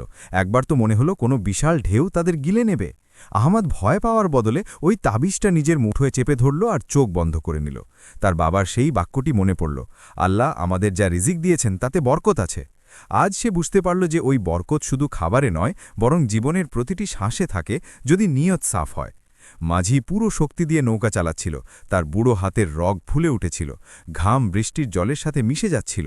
হঠাৎ এক বিশাল ঘূর্ণি এলো, নৌকা গোল হয়ে ঘুরতে লাগল। মাঝি চিৎকার করে উঠল, দোয়া কর বাছা, শুধু দোয়া কর। আহমাদ মনের গভীর থেকে ইয়া হাইয়ু ইয়া কাইয়ুম জপ শুরু করল। আর তারপর এক মিরাকেল হলো। এক বিশাল ঢেউ এলো আর সেটি নৌকাকে ডুবানোর বদলে ধাক্কা দিয়ে ঘূর্ণি থেকে দূরে তীরের দিকে ছুঁড়ে দিল। নৌকা মাটিতে ধাক্কা খেল। আহমাদ ছিটকে বাইরে পড়ল। সে কাদামাখা অবস্থায় ছিল, কিন্তু সে বেঁচে ছিল। নদীর গর্জন পেছনে পড়ে গিয়েছিল। আহমাদ ফিরে মাঝিকে দেখতে চাইল, কিন্তু মাঝি হাত নেড়ে বলল, যা বাছাও, দৌড়া, তোর সময় খুব মূল্যবান। আমার পুরস্কার শুধু এটাই যে তোর বাবার কাছে বলিস এক গুনাগার মাঝির জন্যও যেন মাগফিরাতের দোয়া করেন। আহমাদ দৌড় শুরু করল। পারস্যের মিনার এখন দেখা যাচ্ছিল। সূর্য ডুবছিল, আকাশ লাল হয়ে গিয়েছিল, যেন দিন তার শেষ হওয়ার ঘোষণা করছে। আহমাদের পায়ে ফোসকা পড়ে গিয়েছিল, শ্বাস ফুলে উঠেছিল, কিন্তু সে থামতে পারল না। সে শহরের দরজা দিয়ে প্রবেশ করল। মানুষ তাকে অবাক হয়ে দেখছিল। এক যুবক কাদামাখা অবস্থায় পাগলের মতো দৌড়াচ্ছে। সে নিজের বস্তিতে পৌঁছাল। গলিটি সেটিই ছিল, বাড়িটিও সেটিই ছিল, কিন্তু আজ সেখানে এক অদ্ভুত নিস্তব্ধতা ছিল। তার বাড়ির বাইরে মানুষের ভিড় জমা ছিল, এবং সেই ভিড় নীরব ছিল। কেউ কাঁদছিল না, কেউ কথা বলছিল না, শুধু এক ভারী নীরবতা ছিল, যা চিৎকারের চেয়েও বেশি ভয়ানক হয়। সৈন্যরা আটকাতে চাইল, কিন্তু আহমাদ কারো কথা শুনল না। সে ওই ছোট দোদল্যমান নৌকায় সাবার হল। মাঝি বিসমিল্লা পড়ে বৈঠা চালাল। নৌকা যেমনই নদীর মাঝখানে পৌঁছাল, ঢেউগুলো তাকে খেলনার মতো আছাড় মারতে শুরু করল। জল নৌকার ভেতর আসতে লাগল। একবার তো মনে হলো কোনো বিশাল ঢেউ তাদের গিলে নেবে। আহমাদ ভয় পাওয়ার বদলে ওই তাবিজটা নিজের মুঠোয় চেপে ধরল আর চোখ বন্ধ করে নিল। তার বাবার সেই বাক্যটি মনে পড়ল, আল্লাহ আমাদের যা রিজিক দিয়েছেন তাতে বরকত আছে। আজ সে বুঝতে পারল যে ওই বরকত শুধু খাবারে নয়, বরং জীবনের প্রতিটি শ্বাসে থাকে যদি নিয়ত সাফ হয়। মাঝি পুরো শক্তি দিয়ে নৌকা চালাচ্ছিল। তার বুড়ো হাতের রগ ফুলে উঠেছিল, ঘাম বৃষ্টির জলের সাথে মিশে যাচ্ছিল। হঠাৎ এক বিশাল ঘূর্ণি এলো, নৌকা গোল হয়ে ঘুরতে লাগল। মাঝি চিৎকার করে উঠল, দোয়া কর বাছা, শুধু দোয়া কর। আহমাদ মনের গভীর থেকে ইয়া হাইয়ু ইয়া কাইয়ুম জপ শুরু করল। আর তারপর এক মিরাকেল হলো। এক বিশাল ঢেউ এলো আর সেটি নৌকাকে ডুবানোর বদলে ধাক্কা দিয়ে ঘূর্ণি থেকে দূরে তীরের দিকে ছুঁড়ে দিল। নৌকা মাটিতে ধাক্কা খেল। আহমাদ ছিটকে বাইরে পড়ল। সে কাদামাখা অবস্থায় ছিল, কিন্তু সে বেঁচে ছিল। নদীর গর্জন পেছনে পড়ে গিয়েছিল।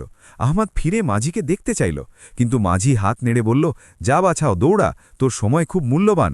আমার পুরস্কার শুধু এটাই যে তোর বাবার কাছে বলিস এক গুনাগার মাঝির জন্যও যেন মাগফিরাতের দোয়া করেন। আহমাদ দৌড় শুরু করল। পারস্যের মিনার এখন দেখা যাচ্ছিল। সূর্য ডুবছিল, আকাশ লাল হয়ে গিয়েছিল, যেন দিন তার শেষ হওয়ার ঘোষণা করছে। আহমাদের পায়ে ফোসকা পড়ে গিয়েছিল, শ্বাস ফুলে উঠেছিল, কিন্তু সে থামতে পারল না। সে শহরের দরজা দিয়ে প্রবেশ করল। মানুষ তাকে অবাক হয়ে দেখছিল। এক যুবক কাদামাখা অবস্থায় পাগলের মতো দৌড়াচ্ছে। সে নিজের বস্তিতে পৌঁছাল। গলিটি সেটিই ছিল, বাড়িটিও সেটিই ছিল, কিন্তু আজ সেখানে এক অদ্ভুত নিস্তব্ধতা ছিল। তার বাড়ির বাইরে মানুষের ভিড় জমা ছিল, এবং সেই ভিড় নীরব ছিল। কেউ কাঁদছিল না, কেউ কথা বলছিল না, শুধু এক ভারী নীরবতা ছিল, যা চিৎকারের চেয়েও বেশি ভয়ানক হয়। সৈন্যরা আটকাতে চাইল, কিন্তু আহমাদ কারো কথা শুনল না। সে ওই ছোট দোদল্যমান নৌকায় সাবার হল। মাঝি বিসমিল্লা পড়ে বৈঠা চালাল। নৌকা যেমনই নদীর মাঝখানে পৌঁছালো, ঢেউগুলো তাকে খেলনার মতো আছাড় মারতে শুরু করল। জল নৌকার ভেতর আসতে লাগল। একবার তো মনে হলো কোনো বিশাল ঢেউ তাদের গিলে নেবে। আহমাদ ভয় পাওয়ার বদলে ওই তাবিজটা নিজের মুঠোয় চেপে ধরল আর চোখ বন্ধ করে নিল। তার বাবার সেই বাক্যটি মনে পড়ল, আল্লাহ আমাদের যা রিজিক দিয়েছেন তাতে বরকত আছে। আজ সে বুঝতে পারল যে ওই বরকত শুধু খাবারে নয়, বরং জীবনের প্রতিটি শ্বাসে থাকে, যদি নিয়ত সাফ হয়। মাঝি পুরো শক্তি দিয়ে নৌকা চালাচ্ছিল। তার বুড়ো হাতের রগ ফুলে উঠেছিল, ঘাম বৃষ্টির জলের সাথে মিশে যাচ্ছিল। হঠাৎ এক বিশাল ঘূর্ণি এলো, নৌকা গোল হয়ে ঘুরতে লাগল। মাঝি চিৎকার করে উঠল, দোয়া কর বাছা, শুধু দোয়া কর। আহমাদ মনের গভীর থেকে ইয়া হাইয়ু ইয়া কাইয়ুম জপ শুরু করল। আর তারপর এক মিরাকেল হলো। এক বিশাল ঢেউ এলো, আর সেটি নৌকাকে ডুবানোর বদলে ধাক্কা দিয়ে ঘূর্ণি থেকে দূরে তীরের দিকে ছুঁড়ে দিল। নৌকা মাটিতে ধাক্কা খেল। আহমাদ ছিটকে বাইরে পড়ল। সে কাদামাখা অবস্থায় ছিল, কিন্তু সে বেঁচে ছিল। নদীর গর্জন পেছনে পড়ে গিয়েছিল। আহমাদ ফিরে মাঝিকে দেখতে চাইল, কিন্তু মাঝি হাত নেড়ে বলল, যা বাছাও, দৌড়া, তোর সময় খুব মূল্যবান। আমার পুরস্কার শুধু এটাই যে তোর বাবার কাছে বলিস এক গুনাগার মাঝির জন্যও যেন মাগফিরাতের দোয়া করেন। আহমাদ দৌড় শুরু করল। পারস্যের মিনার এখন দেখা যাচ্ছিল। সূর্য ডুবছিল, আকাশ লাল হয়ে গিয়েছিল, যেন দিন তার শেষ হওয়ার ঘোষণা করছে। আহমাদের পায়ে ফোসকা পড়ে গিয়েছিল, শ্বাস ফুলে উঠেছিল, কিন্তু সে থামতে পারল না। সে শহরের দরজা দিয়ে প্রবেশ করল। মানুষ তাকে অবাক হয়ে দেখছিল। এক যুবক কাদামাখা অবস্থায় পাগলের মতো দৌড়াচ্ছে। সে নিজের বস্তিতে পৌঁছাল। গলিটি সেটিই ছিল, বাড়িটিও সেটিই ছিল, কিন্তু আজ সেখানে এক অদ্ভুত নিস্তব্ধতা ছিল। তার বাড়ির বাইরে মানুষের ভিড় জমা ছিল, এবং সেই ভিড় নীরব ছিল। কেউ কাঁদছিল না, কেউ কথা বলছিল না, শুধু এক ভারী নীরবতা ছিল, যা চিৎকারের চেয়েও বেশি ভয়ানক হয়। বাবা ফরিদ ওই সম্পদের দিকে তাকালেন, কিন্তু তার চোখে কোনো চমক এলো না, বরং তিনি নজর সরিয়ে নিলেন। তিনি বললেন, আমার বাছা, এখন এই পাথরগুলোর আমার কি প্রয়োজন? আমার আসল খজানা তো তুই। আমার খুশি যে তুই সম্পদ নিয়ে এসেছিস, কিন্তু আমার বেশি খুশি এই যে তুই ঈমান বাঁচিয়ে এনেছিস। আমি ওই মাঝির নৌকায় তোর ডাক শুনে নিয়েছিলাম, যখন তুই বলেছিলি যে বাবার দোয়া আমার সাথে আছে। ব্যাস, ওখানেই তোর তওবা কবুল হয়ে গিয়েছিল। ঘরে নিস্তব্ধতা ছিল। সবাই দেওয়ালের সাথে মিশে এই দৃশ্য দেখছিল। বাবা ফরিদের শ্বাস এখন আবার উঠতে শুরু করেছিল। তার সময় পূর্ণ হয়ে গিয়েছিল। সেই যে ধারের জীবনটুকু তিনি পেয়েছিলেন, তা এখন শেষ হচ্ছিল। তিনি আহমদের হাত নিজের হাতে নিলেন এবং জোরে চেপে ধরলেন। আহমদ, আমার কথা মন দিয়ে শোন। জীবনে কখনো উঁচুতে পৌঁছনোর জন্য আপনজনদের লাশের ওপর পা রাখিস না। এই দুনিয়া একটা সরাইখানা, এখানে আমরা সবাই মুসাফির। আমি আমার যৌবনের সব কিছু বিলিয়েছি, যাতে শান্তি কিনতে পারি। আর তুই তোর যৌবন খরচ করেছিস, যাতে সম্পদ জমা করতে পারিস। তফাৎ শুধু এতটুকুই যে সম্পদ শেষ হয়ে যায়, কিন্তু নেক কাজের সুবাস কবর পর্যন্ত সাথে যায়। তার শ্বাস ফুলে উঠতে লাগল। ওয়াদা কর আমার সাথে যে তুই গরিবদের সাহারা হবি, কারো হক মারবি না, আর আর নামাজ ছাড়বি না। আহমদ দুকড়ে কেঁদে বলল, করছি বাবা, আমি ওয়াদা করছি, আপনি শুধু সুস্থ হয়ে যান। বাবা ফরিদ আকাশের দিকে তাকালেন। তার চোখে এখন দুনিয়ার দৃশ্য ঝাপসা হচ্ছিল, আর আখেরাতের দৃশ্য পরিষ্কার হচ্ছিল। তার চেহারায় এমন এক উজ্জ্বলতা এলো যা আগে কখনো দেখা যায়নি। তিনি ধীরে ধীরে কালিমায়ে শাহাদাত পড়লেন, আশহাদু আল্লা ইলাহা ইল্লাল্লাহ, এবং শেষবারের মতো আহমদকে দেখলেন। তার চোখ হাসল এবং তারপর চিরকালের জন্য বন্ধ হয়ে গেল। হাতের বাঁধন ঢিলে হয়ে গেল, আর ঘাড় একদিকে নুয়ে পড়ল। এবার আর হেকিম নাড়ি দেখলেন না, কারণ সবাই জানত যে বাবা দরজায় চোখ পেতে বসেছিলেন। তিনি এখন নিজের রবের মেহমানখানায় পৌঁছে গেছেন। আহমদ চিৎকার করল না, চিল্লাইল না। সে শুধু স্তব্ধ হয়ে সেই চেহারাটি দেখতে থাকল, যা এখন প্রশান্ত ছিল। তার মনে হল যেন ছাদ ভেঙে পড়েছে, যেন আকাশ তার ছায়া সরিয়ে নিয়েছে। সে ঝুঁকে তার বাবার কপালে চুমু খেল, সেই কপাল যা এখন ঠান্ডা হয়ে গিয়েছিল। তখনই সে বাবা ফরিদের বালিশের নিচ থেকে একটা কাগজের টুকরো পেল।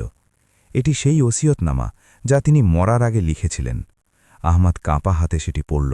তাতে লেখা ছিল, আমার ছেলে আহমদ, যদি তুই এটি পড়ছিস তবে আমি চলে গেছি। বাণিজ্যের লোকসান হলে দুঃখ করিস না, কিন্তু চরিত্রের লোকসান কখনো হতে দিস না। আমি তোর জন্য কোনো প্রাসাদ রেখে যাইনি, কিন্তু আমি তোর জন্য মানুষের মনে যে সম্মান কামিয়েছি আর যে দোয়াগুলো জমিয়েছি তা তোকে জীবনে কখনো পড়তে দেবে না। আমার বাণিজ্য এখন তোর দায়িত্বে, আর আমার বাণিজ্য হল মানবতা। পরের দিন যখন বাবা ফরিদের জানাজা উঠল, তখন শহরের দৃশ্য দেখার মতো ছিল। কি ধনী, কি গরিব, কি হেকিম আর কি মজুর, পুরো শহর ভেঙে পড়েছিল। মানুষ বলছিল, আজ পারস্যের আসল বাদশা চলে গেলেন। আহমদ যখন কাঁদ দিল, তখন তার জানাজার বোঝা মনে হল না। তার মনে হল যেন হাজার হাজার ফেরেশতা তার সাথে কাঁধ মেলাচ্ছে। তার মনে পড়ল সর্দার জব্বারের কথা। তোর বাবার দোয়া তলোয়ার ঘুরিয়ে দিয়েছে। আজ সে বুঝতে পারল যে ওই দোয়া শুধু তলোয়ার ঘোরায় না, বরং জীবনের মোড়ও ঘুরিয়ে দেয়। কবরস্থানে যখন মাটি দেওয়া হলো, তখন আহমদ সেখানে একা দাঁড়িয়ে রইল। সন্ধে নামছিল। সে দেখল যে সর্দার জব্বারের পাঠানো সোনা আর রূপো এখনও বাড়িতে রাখা আছে। সে তক্ষণে এক সিদ্ধান্ত নিল, এমন এক সিদ্ধান্ত যা তার আগামীর জীবনের ভিত্তি হতে চলেছিল। সে নিজের চোখের জল মুছল আর কবরে হাত বোলাল। বাবা, আপনি আরাম করুন। আপনার ছেলে এখন আর সেই আহমদ নেই যে গিয়েছিল। এখন সে সেটাই হবে যা আপনি চেয়েছিলেন। সে সেখান থেকে ফিরল, কিন্তু এখন তার চলায় অহংকার নয়, বরং এক স্থিরতা ছিল। রাতের অন্ধকারে যখন সে তার খালি ঘরে ফিরল, তখন ঘরটি তার খালি মনে হল না। সে প্রতিটি কোণে বাবার সুবাস পেল। কিন্তু গল্প এখনও শেষ হয়নি। আসল পরীক্ষা তো এবার শুরু হতে চলেছিল। কি আহমদ ওই সম্পদের সঠিক ব্যবহার করতে পারবে? কি সে সত্যিই বাবার দোয়ার বরকত দুনিয়ার সামনে প্রমাণ করতে পারবে, নাকি সময়ের ধুলো তাকে আবার পুরনো পথে নিয়ে যাবে? কবরস্থানের নীরবতা আর বাড়ির শূন্যতা আহমদকে ভেতর থেকে নাড়িয়ে দিয়েছিল। কিন্তু সে যেমনটা ওয়াদা করেছিল, সে ভেঙে পড়ল না। রাতের শেষ প্রহর ছিল। শহর ঘুমিয়ে পড়েছিল, কিন্তু আহমদের চোখে ঘুমের নামগন্ধ ছিল না। সে তার আঙিনায় বিছালো সেই পুরনো চাটাইতে বসেছিল, যেখানে বাবা ফরিদ প্রায়ই বসে তেলাওয়াত করতেন। তার সামনে ওই সোনা আর রূপোয় ভর্তি থলি রাখা ছিল, যা সর্দার জব্বার তাকে দিয়েছিল। সেই সম্পদ যার জন্য সে নিজের ঈমান বেচতে চলেছিল, আজ সেটি তার পায়ের কাছে পড়েছিল। কিন্তু এখন তার চমক আহমদকে প্রলুব্ধ করছিল না, বরং তাকে দায়িত্বের অনুভূতি দিচ্ছিল। সে আকাশের দিকে তাকালো, যেখানে তারাগুলো চিকচিক করছিল, এবং মৃদু স্বরে বলল, বাবা, আপনি বলেছিলেন যে আমার বাণিজ্য এখন তোর দায়িত্বে। আজ আমি এই সম্পদকে সাক্ষী রেখে ওয়াদা করছি যে এই সোনা আমার আরাম আয়েসে নয়, বরং সেই চোখের জল মুছতে খরচ হবে যা আপনি আপনার পুরো জীবনে মানুষের চোখ থেকে বইতে দেননি। সকাল হলে মানুষ ভেবেছিল যে আহমদ এবার মস্ত বড়লোক হয়ে যাবে, নতুন প্রাসাদ বানাবে, চাকর বাকর রাখবে। কিন্তু যখন দরজা খুলল, তখন দৃশ্য ছিল অন্যরকম। আহমদ সবার আগে ওই ভাঙা বাড়িটির মেরামত শুরু করালো, কিন্তু তাকে প্রাসাদ বানানোর জন্য নয়, বরং সে নিজের বাড়ির দরজা চিরকালের জন্য মুসাফির আর গরিবদের জন্য খুলে দিল। সে ঘোষণা করালো যে আজকের পর এই বাড়ি থেকে কেউ ক্ষুধার্ত ফিরে যাবে না। সর্দার জব্বারের দেওয়া অর্ধেক মাল সে শহরের এতিম আর বিধবাদের মাঝে দিলিয়ে দিল, আর বাকি বেঁচে থাকা টাকা দিয়ে সে সেই পুরনো ব্যবসা শুরু করল, যা একসময় তার দাদা পরদাদারা করতেন, কাপড়ের ব্যবসা। কিন্তু এবার নীতিগুলো আলাদা ছিল। সে বাজারে দোকান নিল, কিন্তু মিথ্যে বলে মাল বেচা তো দূর, সে ক্রেতাকে আগে মালের খুঁত জানাত আর তারপর দাম নির্ধারণ করত। মানুষ শুরুতে তাকে নিয়ে হাসাহাসি করত। বাজারের পুরনো ব্যবসায়ীরা বলতো, এই ছেলেটা পাগল হয়ে গেছে, সত্যি বলে কি ব্যবসা হয় নাকি? এ তো দুদিনেই দেউলিয়া হয়ে যাবে। কিন্তু তারা ভুলে গিয়েছিল যে আহমদের মাথায় সেই বাবার হাত ছিল যিনি আল্লাহর সাথে ব্যবসা করেছিলেন। আর তারপর সেটিই হলো যার কথা বুড়োদের গল্পে পাওয়া যায়, বরকত। আহমদের দোকানে ক্রেতাদের ভিড় উপচে পড়তে লাগল। মানুষ মাইলের পর মাইল দূর থেকে শুধু এই জন্য আসত কারণ তারা জানত যে ফরিদের ছেলে কখনো ধোঁকা দেবে না। তার ব্যবসায় এমন বরকত হল, যে মাল সে সকালে আনত তা দুপুরের মধ্যেই বিক্রি হয়ে যেত। যেখানে অন্য ব্যবসায়ীরা মুনাফা করার জন্য ছটফট করছিল, সেখানে আহমদের সম্পদের দিন দ্বিগুণ আর রাত 4 গুণ উন্নতি হতে লাগল। কিন্তু যত টাকা আসত, আহমদ ততটাই নুয়ে পড়ত। সে শহরে এক বিশাল মুসাফিরখানা বানাল, যেখানে প্রবাসীদের বিনামূল্যে খাবার ও থাকার জায়গা মিলত। হেকিম সাহেব, যিনি এখন খুব বৃদ্ধ হয়ে গিয়েছিলেন, তিনি প্রায়ই আহমদকে কাজ করতে দেখতেন আর তার চোখ ভিজে আসত। তিনি বলতেন, মানুষ বলে ফরিদ মরে গেছে, কিন্তু আমি বলি ফরিদ বেঁচে আছে, শুধু সে শরীর বদলে নিয়েছে। সময় বয়ে গেল, ঋতু বদলাল। আহমদের যৌবন ফুরিয়ে এলো আর চুলে রূপালী আভা দেখা দিল। এখন মানুষ তাকে শেঠ আহমদ নয়, বরং বাবা আহমদ বলতে শুরু করেছিল। তার খ্যাতি পারস্য থেকে বেরিয়ে ইয়েমেন, সিরিয়া আর মিশর পর্যন্ত পৌঁছে গিয়েছিল। কিন্তু এই খ্যাতি তার ভেতরে বিন্দুমাত্র অহংকার জন্ম দেয়নি। সে আজও সেই পুরনো চাটাইতে বসত, সেই সাদামাটা খাবার খেত, আর প্রতিটা আগন্তুকের সাথে এমনভাবে মিশত যেন সে কোনো রাজকীয় মেহমান। সে বিয়ে করল, আল্লাহ তাকে নেক সন্তান দিলেন, এবং সে তার সন্তানদের সেই শিক্ষাই দিল যা সে হোঁচট খাওয়ার পর পেয়েছিল। এই গল্প থেকে আমরা এই শিক্ষাই পাই যে সন্তান যতই শক্তিশালী হয়ে যাক না কেন, সে তার বাবা মায়ের দোয়া ছাড়া অসম্পূর্ণ। দুনিয়ায় সাফল্য মেহনত দিয়ে পাওয়া যায়, কিন্তু বরকত শুধু আর শুধুমাত্র আদব আর সেবা দিয়ে পাওয়া যায়। বাবার ছায়া বাড়ির ছাদের মতো হয়, যতক্ষণ থাকে রোদ আর তুফান থেকে বাঁচায়, আর যখন চলে যায় তখন মানুষ উপলব্ধি করে যে সে কত বড় আশ্রয় ছিল।